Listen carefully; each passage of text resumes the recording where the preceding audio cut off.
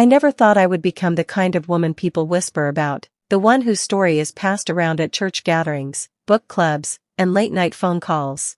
If you're listening now, I want you to know this: betrayal does not always come from strangers. Sometimes, it grows right inside the family you marry into.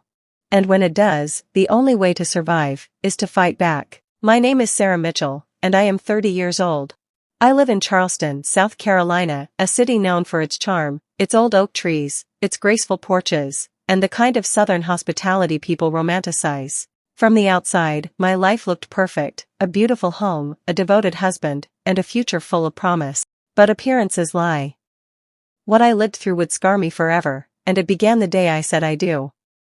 When I married Michael Mitchell, I thought I was stepping into a love story. He was handsome, ambitious, and he made me feel chosen in a way no one else had.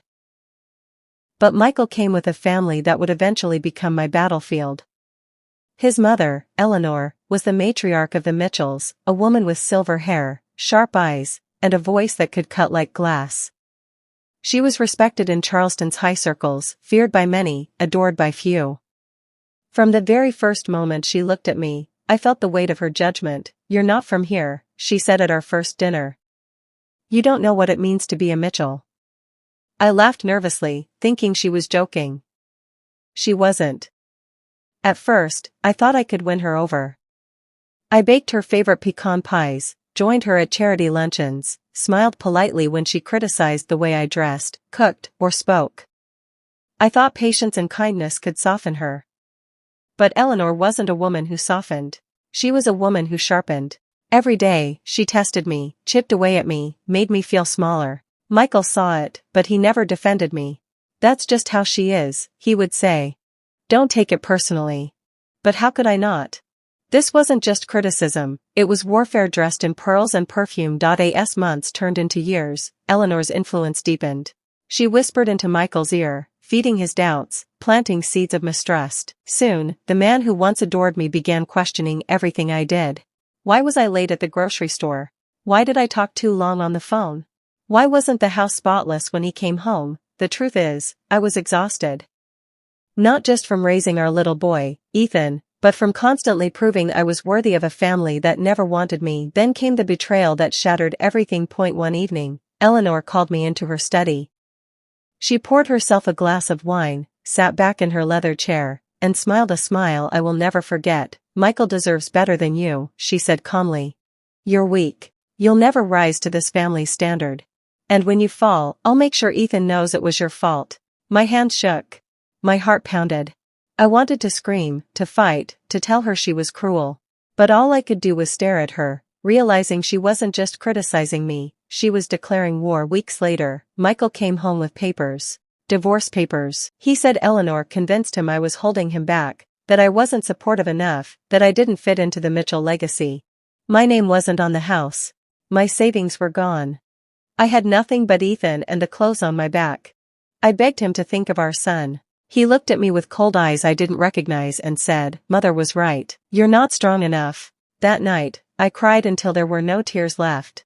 Ethan found me on the floor, clutching the divorce papers, and asked, "Mommy, why are you always sad?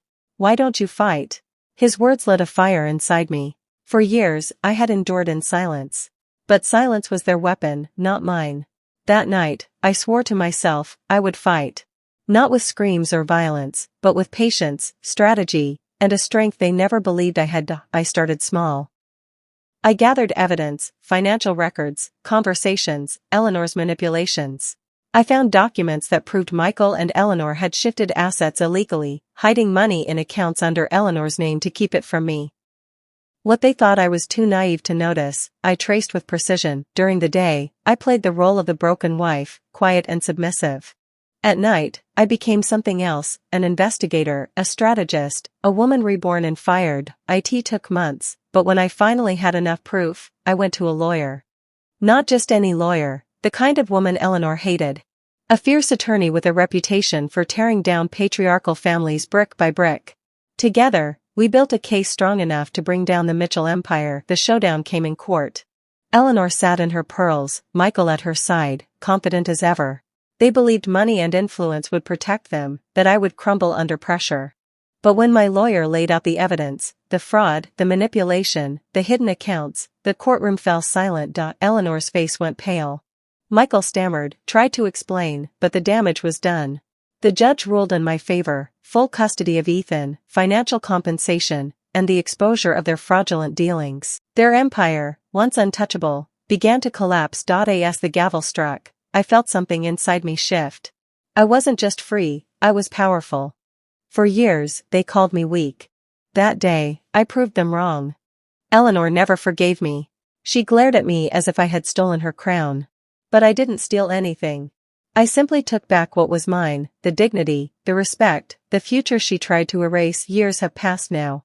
Ethan is older, thriving, and often tells me, "Mom, you're the strongest woman I know." And maybe that is the greatest revenge of all, not the downfall of Eleanor or Michael, but the rise of a boy who watched his mother fight back and win. I tell you this story because too many women suffer in silence, believing endurance is strength. But silence is a cage, and the only way out is to break it. If you're listening, remember, your voice, your truth, your power, they matter. My name is Sarah Mitchell. I was 30 when betrayal tried to break me. But I turned betrayal into revenge, and revenge into freedom. And if you take anything from my story, let it be this: the strongest women are the ones no one sees coming.